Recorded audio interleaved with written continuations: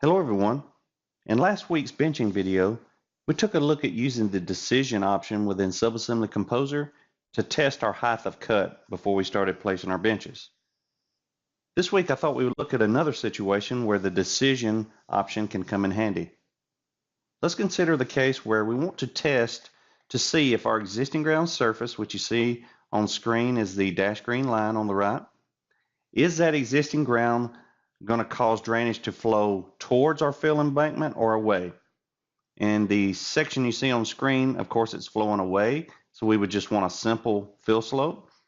If it's a reverse, however, and the existing ground surface is causing drainage to flow back towards our embankment, we would like to put the fill slope, but also add a interceptor ditch at the bottom. So let's get started.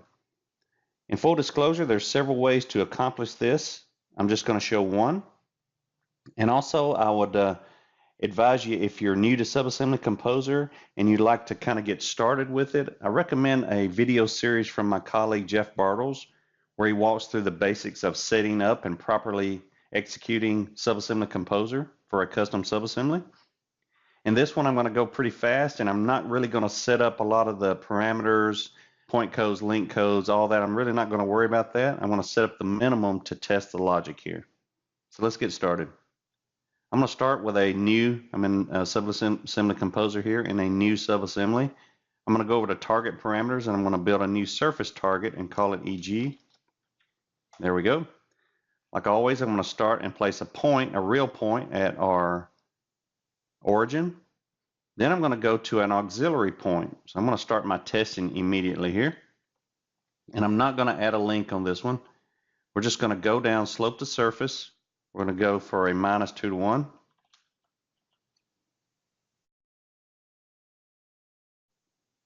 And we're going to find EG.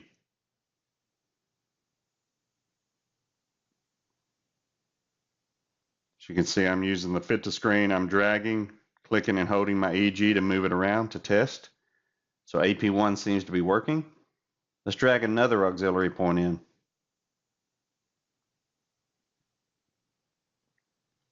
In this case, we're going to go out and begin the testing of the slope. So I'm going to actually use delta X on the surface. We're going to put a delta X of 5. This is how far would you like to go out to the right before you test the surface. 5 feet is good for me. You may want more depending on your surface. EG is my surface target. Fit to screen. There's AP2. This time we're going to leave the link AL1 turned on, and we're going to place a decision. So you remember last week we went into the help file up here, and we went into calculating data and API functions. We could get some help here. If you go to L1, you can see the format for slope. So it's going to be basically whatever our, you can see here, whatever our link name, dot, and then slope to find the slope of that phantom link, AL1. So let's put the expression in. Let's do AL1, remember dot, then slope. Case sensitive, we're going to say if it's greater than, and we're going to put 0. So if that slope that is computed for AL1, these two are both finding the surface, is it greater than 0? That means the drainage is going to be coming back towards the fill embankment. So that's my true statement. I would like to place the ditch. If that statement is false, I would like to just place a simple fill slope. So let's begin on the true side. I'm going to go and place a point. And this is going to be slope to surface. We're going to go from P1 at a -2 to 1. EG is our existing ground slope, and we're going to add a link.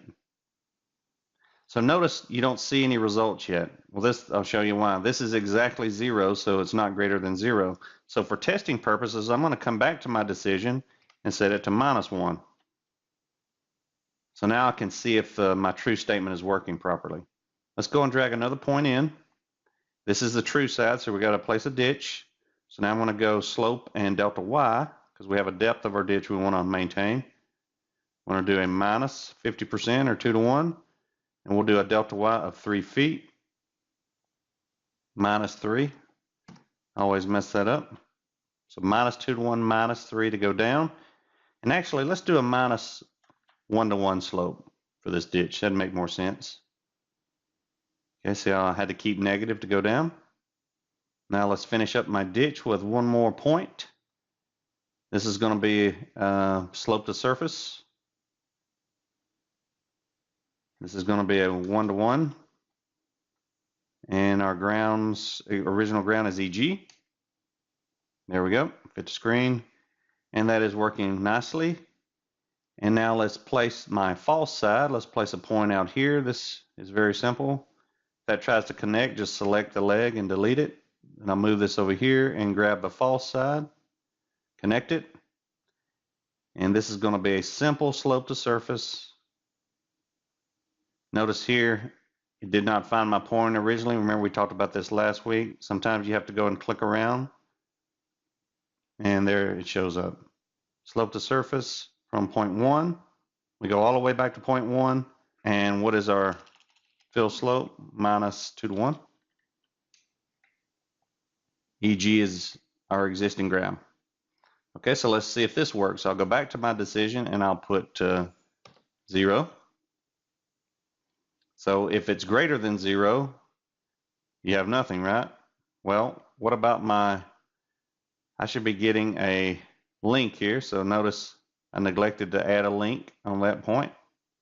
If this is greater than 0, true, we're going to be putting the ditch in. If it's less than 0, which this is the case here, it's less than or equal to, I just want to do this. So I'm going to leave it at 0, but the nice thing here is you could come back and change this, and you could have a custom subassembly for several cases if you wanted to be more precise, meaning I've got a very gentle slope, and even though it is sloping a little bit up, you know what? I really don't need a ditch in that situation maybe.